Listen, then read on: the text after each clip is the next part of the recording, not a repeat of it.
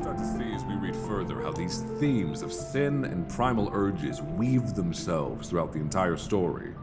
Dr. Jekyll knows he needs to be above reproach and is even largely content with his station in life. He has wealth, respect, community, and yet even with all of these things at his disposal, he still has this base desire for sinful indulgence. He has an unquenchable temptation to let himself be lured to enjoy the more carnal things in life. Something I'm sure you bunch of college students know nothing about. Now, a story like this might seem antiquated by some of the wording and writing choices, but I want you all to try and look underneath the superficial differences we see in older prose like this and dig deeper to relate to what the story is really about: human nature. It's about the need we all carry within ourselves to cut loose sometimes, to let ourselves delve into the forbidden fruits of life, to explore that duality. And if you still think that concept is abstract, then I want you to think about the person you are here in my class right now, very polite and very quiet, in contrast to the person you are outside of this classroom. I would imagine that version of yourself is a much more free-spirited individual. All right, what time is it? Oh God, is it already past 10? Oh my gosh. All right, my apologies, everyone. All right, get out of here. I'll see y'all next week. Just please read the next 2 chapters of the book and begin preparing for the midterms. All right, I am not a professor who likes anyone to fail, so just look over the study guide in your syllabus. It's got everything you need to pass. All right, have a good night, everyone. And if you're driving, please be careful on your way back to wherever you're going, all right? The weather is terrible tonight. As always, if you need anything, you can always make an appointment to see me during office hours. All right, get out of here.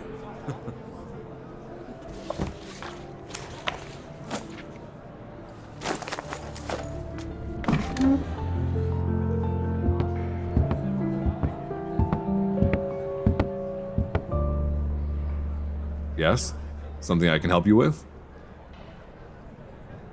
Do I remember you? Well, if you're asking if I remember you being in one of my classes about, 2 semesters ago, then the answer is definitely no. No recollection at all. No, of course I remember you. I remember I loved reading your essays. You have quite a way with words, from what I remember. Well, at least on paper. I don't think you ever said a word to me the entire semester, but that's all right. I was pretty shy myself for most of my time in college. Now, you'll have to forgive my spotty memory. What's your name again? That's right. Well, hey, I'm glad to have you back, and it's very nice hearing your voice for the first time. Now, what can I do for you, darling? You would like to know how you're doing in class? Well, you know, the cool thing is, when I put grades on the papers, those actually tell you how you're doing. I'm teasing. Listen, I meant it when I said you have a way with words, and I certainly don't think you've lost that talent, but, well, in my personal opinion, I would say you can do better. No, don't misunderstand me. You're certainly one of the top students in my class, possibly even the best writer in the group, but that's because it's easy for you. I mean, this class isn't the kind of challenge a talented young writer like you really needs. I mean, come on. Most of my students are just fulfilling their general ed requirements, but I can tell this is a passion for you, and I would challenge you to push yourself to do the best writing you can do, not just what's good enough to get an A. So, do you think you can do that? All right, good girl. Yes, I think you're very talented. Is that really all you heard out of the entire inspiring speech I just gave you? You know, if I didn't know better, I would think you had a praise kink or something. Oh, I'm teasing. Oh, I'm so sorry. No, I'm just joking. Oh God, I'm sorry. That's not exactly appropriate to hear from your English professor. I'm sorry. Look, no one talks about how hard it is to come back from break as a professor, all right? I lose all my manners over the summer, and I forget to kind of lock myself back into teacher mode for at least half the semester. Yeah, well, I suppose it would be difficult for you to imagine me living a a wilder life, you know. The persona of mild-mannered English professor doesn't exactly scream excitement, but hey, suffice it to say that I certainly have my share of Mr. Hyde hiding beneath my, Professor Jekyll exterior. But I digress. I'm sorry again. I didn't mean to make you uncomfortable with my stupid joke. Just my sense of humor getting in front of my decorum. Well, I'm glad to hear it didn't make you uncomfortable. Anyway, you're doing wonderfully in class, and if you ever want to go over your writing in more detail, I'd be glad to talk during my office hours, sometime, throughout the week. Yes, of course I mean it. I'm always glad to help a student reach their creative potential. We already have enough people in life who tear us down, so I try my best to be a constructive addition to everyone I meet. Now, it's getting late and I need to lock up, so here, let me grab my stuff and I'll walk you out. You know what, actually, would you mind hitting that light switch over there for me? Thank you, I appreciate it.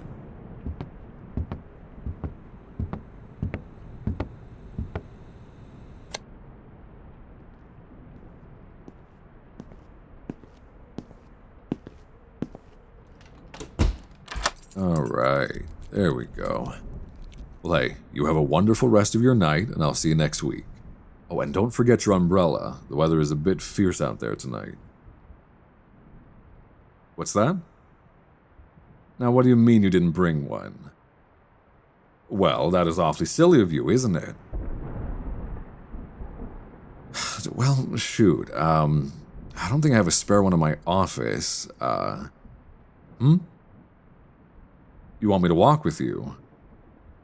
Well, alright. Sure. What kind of gentleman would I be if I didn't offer help to a woman in need? And I'd hate for you to catch a cold in the rain. Now, are you staying on campus? Yeah, okay. Alright, well, the dorms aren't too far. It should only take a few minutes to walk there, so... Well, come on. Lucky for you, my umbrella has enough space so we can both stay dry.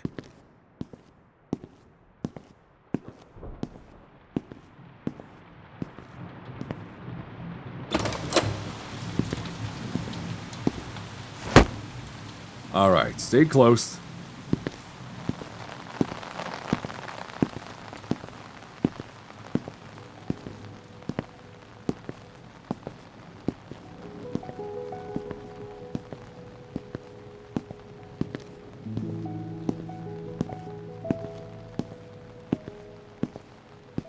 What's that? You want to hold on to my arm? Oh, so you don't slip. Oh, yeah, of course. Yeah, here you go. Is that better? Alright, well, let's get you back so you can go warm up and then immediately order an umbrella and some shoes with a bit of grip to them. I'm not always going to be here to save the day. Oh. It's funny, you've always been so quiet in class that I don't really know a thing about you. I only know the glimpses of you I can decipher through your writing, and frankly, you can't glimpse all that much of a person's essence through an essay on Dickens or Shakespeare. So, let's start with the basics. What are you majoring in? Now, what's the hesitation for? It's alright, I promise not to be altogether crushed if you're not an English major. You haven't picked a major, I see. Oh, don't be silly. It's nothing to be embarrassed about. You tell me what's worse, not knowing what you want right now, or pretending to know what you want and spending thousands of dollars and countless hours only to realize 10 years later you don't like it at all. I mean, I've always thought it was kind of silly pushing people to choose their entire life path at the age of, 18, 19? I mean, it's just ridiculous. I certainly didn't know a damn thing when I started college, and frankly, I still feel like I'm learning about myself even now, so, hey, don't feel ashamed. You're still exploring what you want in life. It's perfectly normal not to have much of anything figured out yet. Just try and give yourself the freedom to ask the hardest question of all. What do I want to do? Not what I should do, what makes the most money, or what will impress people enough. All of those things fade very quickly. But letting yourself be free to just do what you like, now that is revolutionary in my opinion. What about me? What do you mean? Oh, well, I never really knew I wanted to teach, but I knew that I loved to write and to read and to talk about what I was writing and reading, so I guess it just seemed like the most sensible thing to find a place where I could share that passion with others. Though, frankly, I've found most people don't find the same joy in it that I do. But that's alright. We can't all be bookworms and wordsmiths. What if I don't like being a teacher anymore? Well, then I guess I'll quit. No, I'm serious. I would just finish up my existing commitments, and then I would stop doing it, and I would ask myself once again, what do I want to do? And I'll start over from there. You know, I may be a professor, but don't forget that I'm not as old as you probably think I am. It was only a few years ago I was a college student just like you, and if my heart wants to do something different now, well, I suppose I'll try to be brave enough to listen. Now, which building are you in? This one? Alright, well here, let's go and duck under the awning and we can say our goodbyes.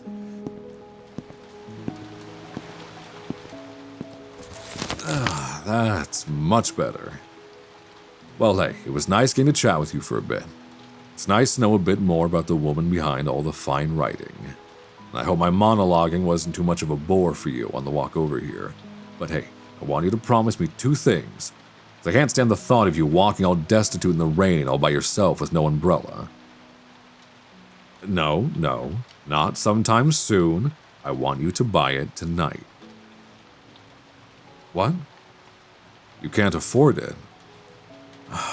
Oh my god, look at me being a blockhead.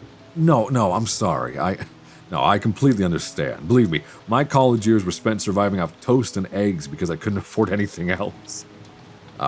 Well, in that case, go ahead and just take this one. Of course I'm not joking. Go on, this one's yours now. It's the least I could do to help. I'm not arguing about this. I'm not offering, I'm telling you. Take the umbrella. Good girl. That's yours now. Now, you go upstairs and get warmed up, and I will see you next week for class, alright? What's that?